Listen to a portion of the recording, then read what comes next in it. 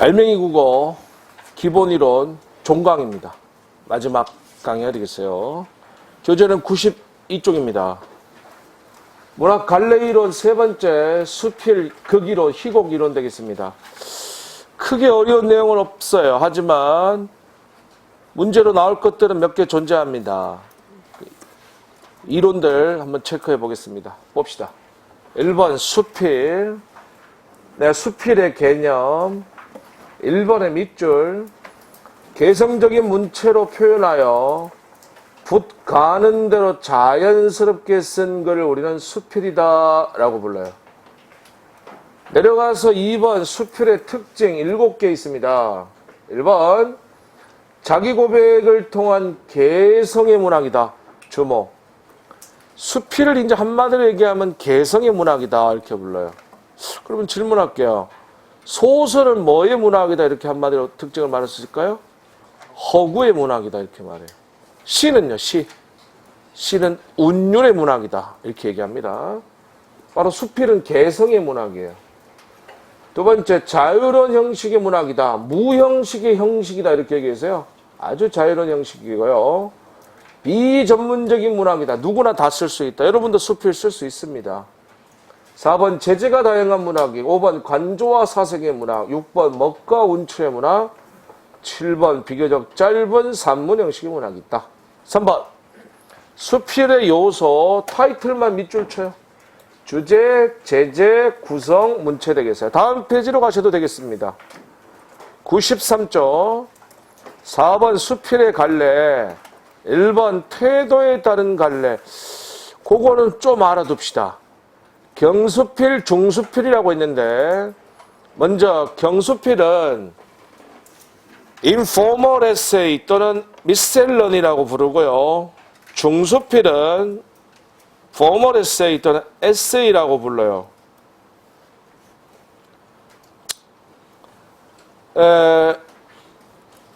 일행직 수강생인 경우에는 한자 수필도 좀 받았으면 좋겠는데 행정직 한자 문제에 3번이나 출제된 게 있는데 그 가로 속에 한자가 있는데 수필의 숫자가 따를 숫자, 부필자예요. 여기 3번 시험 문제 뭐로 착각하기 쉬운가 하면 이 숫자가 손숫자를 쓰면 안 되고 그 숫자, 따를 숫자를 써야 돼요. 붓 가는 대로, 붓 따르는 대로 쓴 글이다 그래서 수필의 한자 시험 문제로 3번이 행정직 시험에서 나온 적 있다. 일행직 수험생들은 수필 한자도 꼭 알아두세요. 아래쪽 경수필과 중수필의 비교 박스표 나오는데 그걸 통해서 살펴볼게요. 먼저 경수필 일단 3번째, 4번째, 5번째가 중요한 내용이니까 밑줄 쳐놓고 자, 문장의 흐름이 가벼운 느낌을 줘요. 한자로도 경자가 가벼울 경자예요. 자기 고백적이면 나아가 겉으로 드러나고요. 자, 중요한 거 3번째 거 개인적 주관적 관점 다르고 개인적 감성과 정서의 바탕을 두고요. 정서적 신변 잡기적입니다. 오른쪽 알맹이에 신변 잡기적의 뜻이 나오는데 밑줄 한번 쳐요. 일상생활 주변에서 일어나는 걸 우리는 신변 잡기적이다 이렇게 불러요. 그거 알아두시고 문인 예술가에 의해서 주로 창작돼요. 이에 반해 중수필 역시 3번째, 4번째, 5번째 거 밑줄. 한자가 무거울 중자예요. 문장의 흐름에 무거운 느낌을 주고요. 논리적이면 나아가 겉으로 드러나지 않고요. 중요한 거 객관적 사회적 관점을 다루고 보편적 논리와 이성의 바탕을 두며 지적 사색적이다. 오늘 학자 사상가들에 의해서 주로 창작됩니다. 그 다음 2번 진술 방식에 따른 갈래 4가지. 첫째 교훈적 수필. 교훈성을 강조하며 대신 예술성은 결여될 우려가 있어요. 이광수의 우덕송, 김진섭의 모속론 같은 작품. 2번째 희곡적 수필. 3번째 줄 희곡적으로 전개된 수필. 그 다음 줄 극적 효과를 얻기 위해 현재 시제가 자주 쓰인다. 개용목의 구두 같은 작품. 3번 서정적 수필. 예술성이 강조된다. 이항아의 실록예찬, 김진섭의 백설부. 다음 서사적 수필. 이야기를 전하는 형식이에요. 객관적으로 서술됩니다. 최남선의 백두산 근창기, 이승의 딸깍바리 같은 작품이 있습니다. 넘기기 전에 오른쪽 알맹이를 봅시다. 문체의 종류, 이것 좀 알아둡시다. 첫째, 표기 형식상에 따른 분류는 국문체는 한글로 쓴 거고요. 한문체 한자로 쓴 거고요. 국한문 혼용체는 섞여 있는 거야. 한글과 한자가 섞여 있는 것이다. 기미독립선언서 같은 게 이제 국한문 혼용체라 그래요. 2번, 어법상에 따른 분류. 1번, 구어체는요, 언문일치체로 말하듯이 쓰는 문체다. 그 시작의 효시는 6일준의 서유견문. 이게 1895년. 그러니까 19세기 말에 와서 언문일치체의 구어체가 실현이 된 거죠. 발전은 최남선, 이광수의 작품들. 황립은, 김동인의 약한 자의 슬픔이 1919년이야. 2번 문어체. 옛날 문장에 쓰이는 문체가 문어체다. 일상생활이 아닌 문장에서 쓰이는 문체예요. 예스러운 그런 문체가 되겠죠. 예를 들어 이더라, 이도다 이런 식의 어미의 문체를 문어체다 이렇게 얘기해요. 주목. 우리 일상생활에서 이런 말 안 쓰죠? 그쵸? 밥 먹었도다, 기분이 나쁘더라, 미친놈아 그럴 거 아니야, 그치? 이건 문어체다 이런 얘기입니다. 알겠습니까? 네. 3번은 중요하니까 별표. 수사, 기교상의 분류. 요건 좀 알아두셔야 돼요. 1번, 문장의 장단, 즉 길이에 따라서 문장 길이 짧은 건 간결체, 반대로 문장의 길이가 긴 거, 쉼표로 계속 이어지는 거는 만연체라 그래요. 두 번째, 표현의 강약에 따라서 단호하고 강한 것은 강건체, 반대 온화하고 부드러운 것은 우유체라 그래요. 세 번째, 수식의 유무에 따라서 꾸미는 말이 적고 딱딱한 건 건조체고요. 반대로 꾸미는 말이 많고 화려한 건 화려체다 이렇게 불러요. 따라하겠어요. 따라서 간결체, 만연체, 강건체, 우유체, 건조체, 화려체. 질문. 문장 길이 긴 거? 만연체. 문장 길이 긴 건 만연체예요. 알겠습니까? 네. 온화하고 부드러운 거? 우유체. 꾸미는 말이 적고 딱딱한 거? 건조체. 다음. 4번 개성 유행에 따른 분류. 1번 개성적 문체는 독자적인 성격을 지닌 문체고요. 유형적 문체는 공통되는 문체가 되겠어요. 사회계층, 사회제도 및 구조, 지역사회, 시대 상황 반영 이런 건 유형적 문체예요. 5번 문장 양식상의 분류. 부녀자들의 한글 문체는 내간체.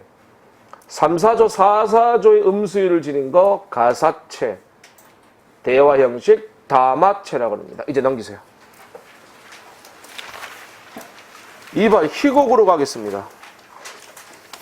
1번 희곡의 개념. 1번, 2번 모두 밑줄. 무대 상연을 전제로 하여 작자가 꾸며낸 이야기인 연극의 대본을 우리는 희곡이라고 불러요. 2번도 밑줄. 연극이란 대화와 행동으로 이야기나 사건을 관객에게 보여주는 예술 양식입니다. 왼쪽 알맹이 잠깐 봐주세요. 연극의 3요소라고 나옵니다. 알아둡시다. 희곡, 배우, 관객. 연극이 되기 위해서는 일단 희곡이 있어야 되겠죠? 대본이 있어야 되잖아요. 배우가 있어야 되겠죠? 그리고 관객도 있어야 되는 거야. 이 희곡의 연극의 3요소입니다. 알겠습니까? 네. 그 밑에다 적습니다. 희곡의 3요소.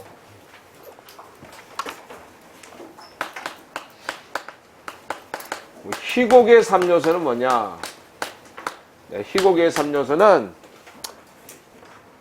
해설, 지문. 다른 말로 지시문이라고 돼요. 그 다음에 대사. 해설, 지문, 대사. 이렇게 세 개는 희곡의 3요소다. 이렇게 이야기해. 좀 알아두세요. 원위치. 밑으로 쭉 내려갑시다. 2번 희곡의 특성. 1번 타이틀만 줄쳐요. 무대 상연을 전제로 한 문학이다. 2번 행동의 문학. 3번 대사의 문학. 4번 갈등의 문학. 다음 페이지 5번 현재 진행형의 문학. 희곡은 주로 현재 시제를 사용합니다. 이에 반해서 소설은 주로 과거 시제를 많이 사용하죠. 6번은 알아두세요. 약속의 문학으로 밑줄 쫙. 컨벤션, 이게 이제 계약이라는 뜻이잖아요. 관객과의 일정한 묵계가 성립된다. 예를 바로 적어요. 희곡을 약속의 문학이라고 말하는 근거는 방백이라는 게 있어요. 이걸 우리는 약속된 대사라고 부르는데, 다시 한번 따라합시다. 방백. 여기 봐요. 주목.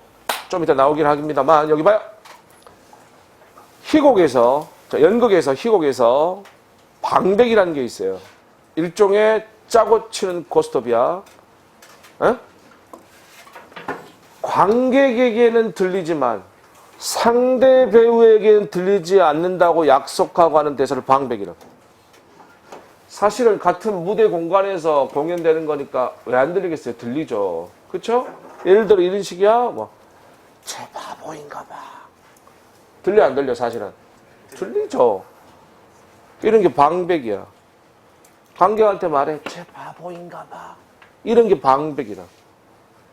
희곡을 우리는 약속의 문학이라고 얘기하는 그 근거에는 바로 방백이 되겠습니다. 알겠습니까? 네.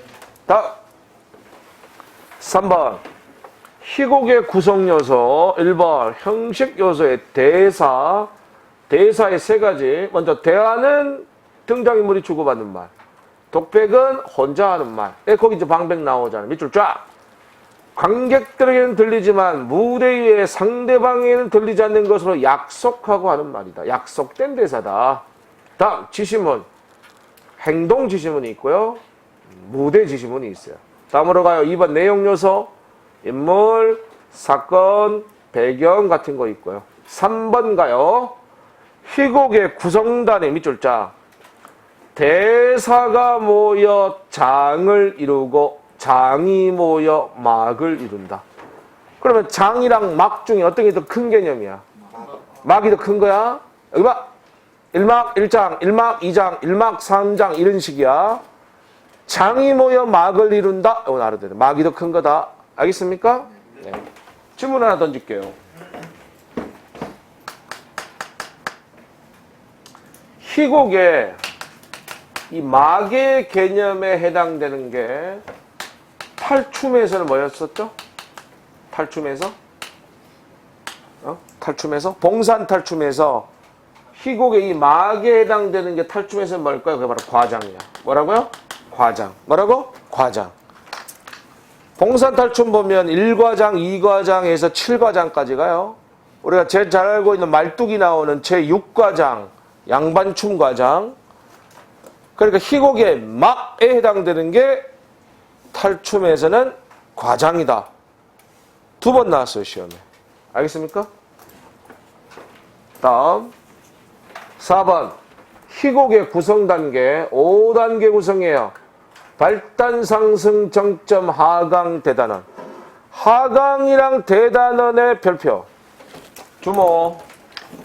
소설의 구성단계하고는 차이가 조금 있죠. 희곡의 구성단계는 모양이 이런 모양이다.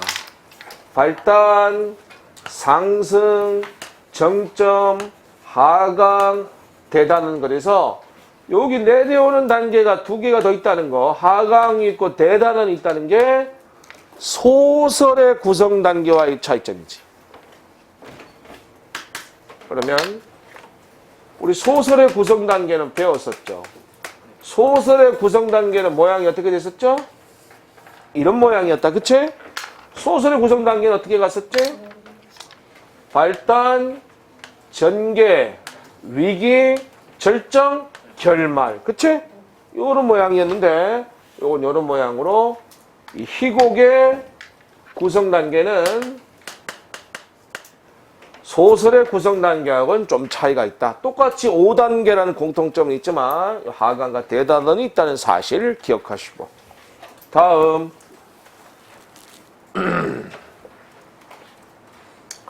오른쪽에 문제 하나 확인하고 갑시다. 다음 중 소설과 희곡의 공통점은 1번 성격의 제시가 직접적이다. 아니요, 제각각이죠. 2번 서술자가 작품에 개입한다. 이건 소설의 특징이고 3번 대사와 지시문으로 이루어진다. 이거는 희곡의 특징이고 4번 주로 과거형으로 진행되는 건 소설의 특징이야. 아까 얘기했죠. 희곡은 주로 무슨 시제? 현재형의 문학이다. 이렇게 얘기했습니다. 5번이 정답이야. 자아와 세계의 갈등을 다룬다. 주목. 우리 문학의 4대 갈래 한번 복습합시다. 문학의 4대 갈래. 문학의 4대 갈래가 서정 갈래, 서사 갈래, 극 갈래, 교술 갈래 4개 있습니다. 그쵸? 그때 배웠던 거 한번 환기해 보면 먼저 시, 서정 갈래는 자아와 세계 2개가 어떻게 되지? 세계의 자아. 그 다음 서사 갈래, 소설인 서사 갈래, 희곡인 극 갈래 2개는 공통점이 있어. 이거는 뭐야? 자아와 세계의 갈등. 그래서 답이 5번인 거예요. 그 다음 수필과 같은 교술 갈래는 어떻게 된 거였죠? 자아의 세계화가 이루어지지. 자기 자신 일상생활의 체험의 기록이니까 자아의 세계화가 이루어지는 거야. 알겠습니까? 네. 배웠죠? 네. 고개 끄덕 해주세요. 그래 배운 적 있지? 모르면 너만 모르고 있는 거야. 딴 사람 다 알아. 아닌가? 5번 희곡의 갈래. 1번 형식에 따른 갈래. 한 개의 막으로 된 단막극과 2개 이상의 막으로 된 장막극이 있어요. 넘겨. 2번 내용에 따른 갈래. 희극은 웃음이 유발되는 거고 비극은 슬픈 내용이고 2개가 교차 섞여 있는 것은 희비극이다 이렇게 말해요. 3번 갈게요. 창작 의도에 따른 갈래.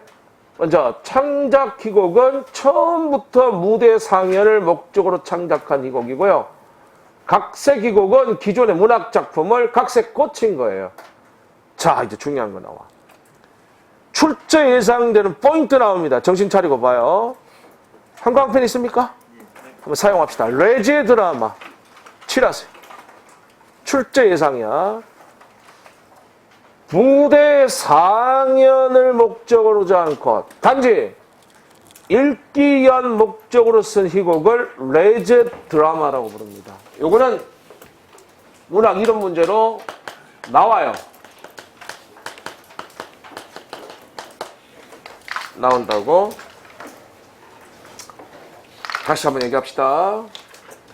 레제 드라마는 무대 상연이 목적이 아니고 단지 읽기 위한 문학적인 목적이야. 문학적인. 이런 문학적인 목적이다. 단지 읽기 위한 목적으로 쓴 이 곡이야. 이건 읽기 위한 목적이다. 읽기 위해서 쓰여진 거. 무대 상연 목적이 아니라 단지 읽기 위한 목적으로 쓰여진 문학적인 희곡을 우리는 레제 드라마라고 불러요. 알겠습니까? 네. 따라하세요. 레제 드라마. 레제 드라마. 레제 드라마. 레제 드라마. 이거 시험 문제 나온다 이거. 레제 드라마 나와. 이런 거는 직접으로 나와. 그대로 나와. 문학 이론 문제로 나온다고. 시험 문제 이렇게 나와요. 다음 보기에서 제시한 문학의 갈래는 이렇게 묶어요. 보기에 지금 거기 있는 설명이 쫙 나와. 무대 상연을 목적으로 하지 않고 단지 읽히기 위한 목적으로 쓴 희곡을 말한다. 이렇게 하고 선택지 1, 2, 3, 4번 나온다. 레제 드라마를 찾아야 돼. 알겠습니까? 네. 실제 시험에서도 4번 나왔어. 알겠죠? 주의사항. 왼쪽 알맹이 봐줘요. 비슷한 말들이 좀 있는데 멜로드라마는요. 오락성을 좋죠. 오락성을 제공하는 통속적인 극. 이건 멜로드라마야. 그 다음 모노드라마는 1인극. 혼자서 공연한 1인극이고요. 키노드라마는 연극과 영화의 결합. 이거는 키노드라마다 이렇게 불러요. 선택지는 분명히 그렇게 4개가 구성돼. 레제 드라마, 멜로드라마, 모노드라마, 키노드라마 4개 구성돼요. 답은 뭐 찾으면 돼? 레제 드라마가 나와 시험에는. 나머지 건 절대 묻지 않아. 알겠니? 네. 100페이지 봐요. 3번 문제 봐요. 2018년 경찰직 기출 100페이지 3번 별표. 다음 중 요거 문제를 역으로 냈어. 레제 드라마에 대한 설명으로 적절한 것은 1번 비극과 희극이 결합된 극을 말한다. 1번은 희비극. 2번 연극과 영화의 결합. 2번은 뭐야? 키노드라마. 3번 상연보다는 읽히는 것을 목적으로 쓴 희곡을 말한다. 3번 답이죠?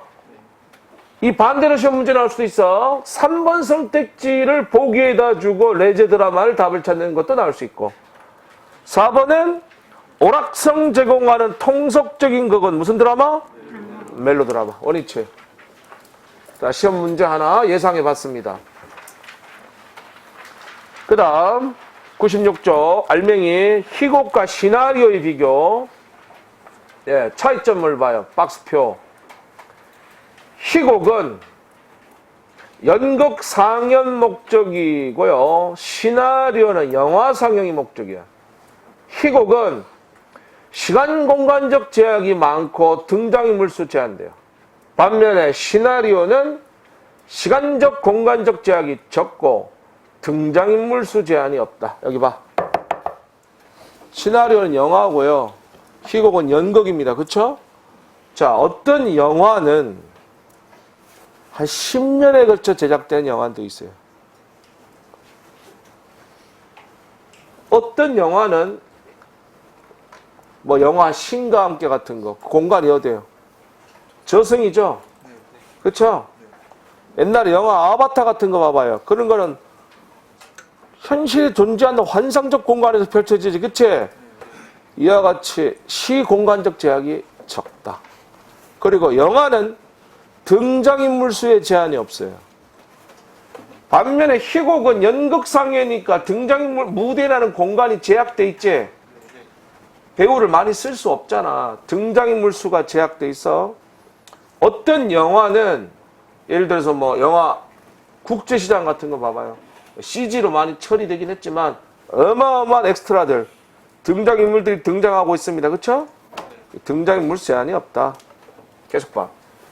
희곡은 장면 전환의 제약이 많고 막가장으로 이루어졌고요. 시나리오는 장면 전환이 자유롭고요. 시퀀스와 씬이 구성단이에요. 그 다음 희곡은 문학 작품으로서의 독자성이 강하며 행동이 압축되어 있고요. 시나리오는 문학 작품으로서의 독자성이 상대적으로 약하며 행동이 다소 확산되어 있다. 문제 하나 풀겠습니다. 왼쪽에 기출문제 봐주세요. 소방직 기출입니다. 희곡에 대한 설명 등 틀린 것은 1번 무대상연 전제로 한다. 맞죠? 시공간 등장인물의 제한을 받지 않는다가 아니라 받는다가 돼야 되겠죠. 받지 않는 건 희곡이 아니라 시나리오다. 답은 2번 극적 갈등을 주된 주제로 삼는다. 희곡 갈등의 문학 맞고요. 4번 대사를 통해 사건을 전개한다. 대사의 문학인 것도 맞죠. 그치? 자, 우리 아까 희곡의 특징 6개 다시 한번 따라 읽고 그 다음 가봅시다. 다 같이 한번 따라하세요. 무대 상연을 전제로 한 문학, 행동의 문학, 대사의 문학, 갈등의 문학, 현재 진행형의 문학, 약속의 문학. 옳지. 그 다음 거. 자, 3번 이제 마지막이에요. 시나리오로 가봅시다. 개념 1번, 2번 모두 밑줄. 스크린에서의 상영을 전제로 하여 작가가 꾸미는 이야기, 영화 각본이 시나리오예요. 영화는 연속 촬영한 필름을 연속으로 영상하게 비추어 물건의 모습이나 움직임을 실제와 같이 재현하여 보여주는 예술 양식입니다. 2번 시나리오의 특성 5개도 봅시다. 1. 특수한 시나리오 용어가 사용된다. 2번 대사와 행동으로 주로 표현된다. 다음 페이지 3번 시간 공간적 배경이나 등장인물 수의 제한을 받지 않는다. 4번 직접적인 심리묘사 불가능하고 장면과 대상에 의하여 간접적으로 묘사된다. 5번 적정한 시간에 사용될 수 있도록 내용이 구성된다. 다음 3번 시나리오의 구성요소 밑줄 쫙 컷, 숏을 기초로 장면, 이걸 씬이라 그래. 장면 씬의 네모 구성하고 장면들 연결해서 시퀀스 네모, 시퀀스 설정하여 이런 시퀀스가 모여 한 편의 시나리오 만들어진다. 여러분 오른쪽에 영어로 연결된 거 봐주세요. 컷, 숏이 기초입니다. 이것이 모여서 씬이 돼요. 뭐가 된다고요? 씬. 씬이 모여서 뭐가 돼요? 시퀀스가 돼요. 시퀀스가 모여서 시나리오가 완성돼요. 질문할게요. 연극의 장과 막에 해당되는 게 시나리오에서 뭘까요? 자, 씬 위에다가 적어 장, 시퀀스 위에다가 적어 막. 출제 예상 문제예요. 희곡의 장과 막이 시나리오에서 씬과 시퀀스예요. 알겠습니까? 연결시켜야 돼. 알겠죠? 네.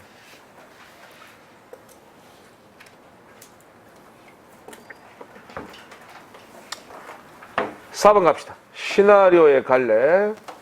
먼저 창작 시나리오는 오리지널 시나리오예요. 처음부터 영화 제작을 목적으로 창작된 시나리오고요. 각색 시나리오는 역시 기존의 문학 작품을 꽂힌 거고, 여기서도 레제 시나리오 나와요. 단지 읽기 위한 목적으로 쓰여진 문학적인 시나리오를 말합니다. 마지막 5번 갑시다. 별표. 시나리오의 특수 용어, 이건 알아두셔야 돼요. 문제로 나와요. 하나씩 봅시다. 1번 DE 더블 익스포저, 이중 노출이다. 주목. 화면의 일부가 노출되는 건데 무슨 말이냐. 예를 들게요. 우리 영화나 드라마 같은 거 보면 예를 들어 전화를 받아요. 전화를 딱 받으면 전화 받는 상대방이 화면 한쪽에 표시가 돼요. 노출이 돼요. 이런 거. 이런 게 바로 DE. 공포 영화 같은 거 보면 꿈속에서의 그런 공포스러운 장면들이 2중, 3중, 다중으로 화면에 막 노출이 돼요. 한 화면 속에서 노출이 되는 거. 이런 걸 DE. 알겠습니까? 다음. 2번. 인서트. 인서트. 삽입화면이야. 다른 말로 그냥 인스라고도 해. 이렇게도 말해. 요거는 장면 끼워 넣기 되겠어요. 장면이 끼어 들어오는 걸 인서트, 삽입하면, 여기 봐. 저를 봐주세요. A 장면이 있어요. 원판이야. A 장면이 있으면요. B 장면이 이렇게 끼어 들어오는 거야. 그리고 다시 빠져요. A, B, 다시 A. 이러면 B 장면이 뭐가 된 거야? 인서트 된 거야, 이게. 알겠지? 장면이 끼어 들어오는 거 A, B, 다시 A. B 화면이 끼어 넣기. 인서트 된 것이다. 다음 3번은 별표. See you, close up 되는 거로서 크게 확대하여 찍는 것이다. 하살표하고 적어. 강조 처리. 강조 처리. 뭔가를 강조하고자 할 때 크게 확대해서 찍는 close up CU가 돼요. 여기 봐. 이런 시험 문제 나온 적 있어. 다음 시를 영화로 제작하고자 한다. A 장면에 알맞은 시나리오 용어는 이러고 지문이 뭐였냐? 여러분 잘 아는 시 백석의 여승이었어. 백석의 여승에서 마지막 사연. 바로 여승이 삭발하고 머리 깎고 눈물 흘리는 그 장면이야. 그걸 A로 표시된 거야.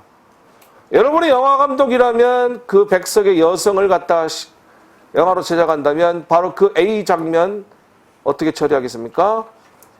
여성이 눈물 흘리는 그 장면을 크게 확대해서 찍겠죠? 그래서 여성의 그 한과 슬픔을 강조 처리하겠죠? 답은 CU였어요. CU. 크로즈업이었다 이 말씀이에요. 다음. 4번 콘티는 영화 감독의 촬영 대본이고요. 5번 E는 이펙트 효과음이에요. 6번 7번 묶어. F1은 페이드인으로 화면이 점점 밝아지는 거고 F4는 페이드아웃으로 화면이 점점 어두워지는 거야. 여기 봐요. 주목. 이거 문제로 내면 F1이 그러면 페이드인인 건 알아. F4 그러면 페이드아웃인 건 아는데 그게 뭔데 물으면 조용해져. 그래서 곤란해. 페이드인, 페이드아웃은 아는데 그게 뭔지는 모르면 안 돼. 알아야 돼. F1은 페이드인, 화면이 점점 밝아지는 거. F4는 페이드아웃, 화면이 점점 어두워지는 거다. 8번 M은 뮤직, 효과 음악이고요. 9번 NAR은 나레이션, 해설이고요. 10번 별표. OL은 오버랩이야. 화면 겹치기가 되겠는데 하살표하고 적습니다. 장면 전환. 장면이 전환될 때 오버랩이 사용돼요. 주목. 여기 봐라. 저를 봐요. 이런 문제 나온 적 있어. 아까랑 똑같은 형태인데 다음 작품을 영화로 제작하고자 한다. A 장면에 알맞은 시나리오 용어는 이번에는 지문이 뭐였냐? 소설이었어. 박완서의 그 여자네 집이라는 소설인데 장면 A가 어떤 장면이었냐?